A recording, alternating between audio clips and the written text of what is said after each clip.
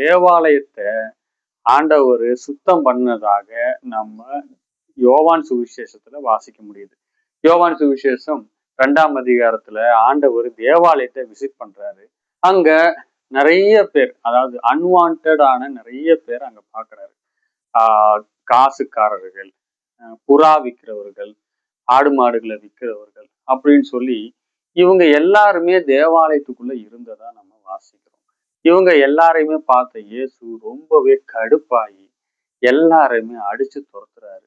என்னுடைய இந்த ஆலயத்துக்குள்ள இவங்களையெல்லாம் யாரு அலோவ் பண்ணது அப்படின்னு சொல்லி ரொம்பவே கடினமா நடந்துக்கிறாரு. இதனால பலவிதமான நஷ்டங்கள் கூட ஏற்பட்டிருக்கு. புறாக்களை எல்லாம் திறந்து விட்டுறாரு, காசுக்காரர்களுடைய காசுகளை எல்லாம் கவுத்துறாரு, எல்லாரையுமே கயிறு செஞ்சு அடிச்சு துரத்துனதாக நம்ம வாசிக்கிறோம். இதே மாதிரிதான் நம்மளோட மனசு இல்லைன்னா இருதயம் ஆண்டவருக்கு ஆலயமா இருக்கு.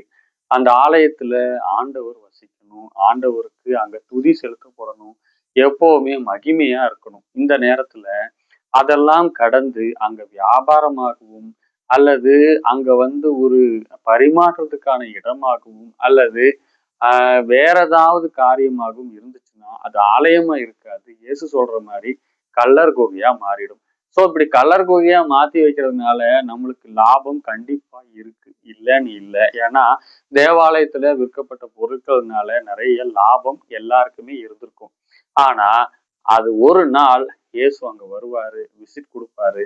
அந்த நேரத்துல இயேசு ரொம்பவே கடுப்பாயி எல்லாருமே அடிச்சு துரத்துவாரு. அது மிகப்பெரிய நஷ்டத்தை நமக்கு ஏற்படுத்தும். நமக்கு மட்டும் இல்லை, நம்மளோடு இந்த வியாபார தொடர்புல இருக்கிற எல்லாருக்குமே மிகப்பெரிய நஷ்டத்தை ஏற்படுத்தும். ஸோ அந்த ஒரு நிலைமைக்கு நம்ம போயிடக்கூடாது.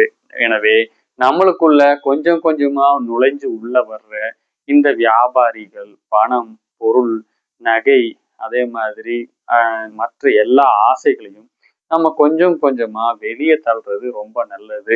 ஸோ தேவாலயத்துல தேவையில்லாத காரியங்கள் எல்லாத்தையும் அகற்றி தேவனை மட்டுமே வைத்து ஆராதிக்கிறது நமக்கு ஆசீர்வாதமாக இருக்கும். பல நஷ்டங்களையும் பல கஷ்டங்களையும் நமக்கு தவிர்க்கும்.